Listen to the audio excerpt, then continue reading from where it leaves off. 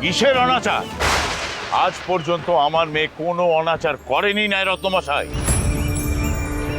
হারান চৌধুরী মশাই, কাল রাতে আপনার এই দস্যি মেয়ে জঙ্গলে ঢুকছিল নিশিপদ্ম তুলনের লাইকা।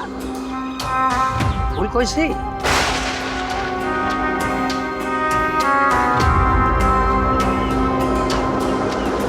দেবী মায়ের জন্য ফুল তুলতে যাওয়া কবে থেকে অনাচার হলো তর্কালঙ্কার মশাই?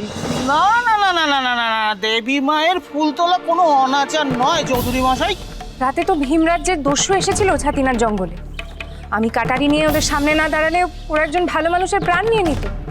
আপনার মেয়ে দস্যুদের তাড়িয়েছে যুদ্ধ করে, তাও রাতের বেলা খোলা চুলে।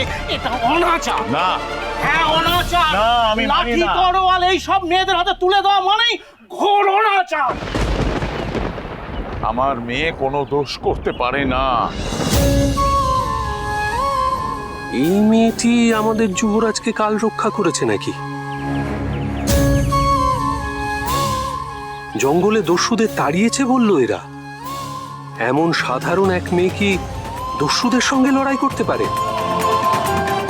শুনুন চৌধুরী মশাই, আমাদের যে বিধান তা ছাতিনার মঙ্গলের জন্য। আপনার ঘরে মা ভবানী এসেছেন, আর আপনার মেয়ে সেই দেবী মূর্তির প্রতিষ্ঠা করবে। তারপর সে যা খুশি তাই করছে।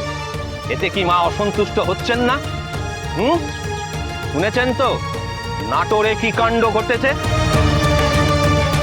তর্কালঙ্কার মশাই যখন বিধান দিয়েছেন তা উনি ভেবে চিন্তেই দিয়েছেন।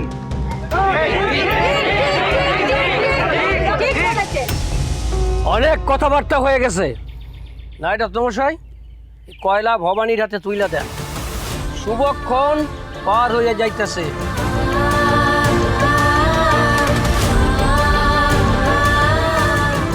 জয় মা। না না না, ন্যায়রত্ন মশাই, আপনি এই অনর্থটা করবেন না। আমার মেয়ের দুটো হাত জ্বালিয়ে দেবেন না। ওর সামনে গোটা জীবনটা পড়ে রয়েছে। আমি প্রায়শ্চিত্ত করব।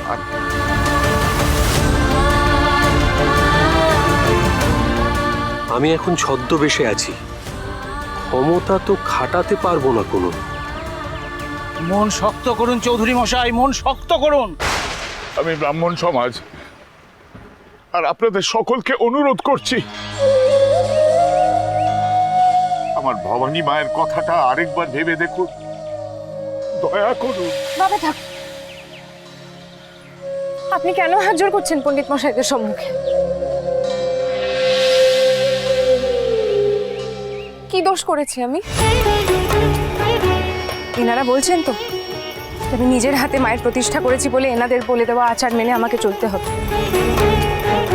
এনারা সকলে ধরেই নিয়েছেন যে আমি মহা অপরাধ করেছি, তাই আমার হাত পোড়াতে চাইছি।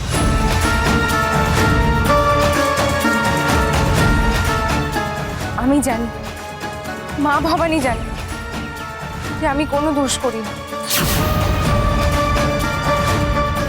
দস্যুদের সঙ্গে লড়াই করা তো কোনো অপরাধ নয়, আর কাউকে রক্ষা করাও কোনো অপরাধ নয়।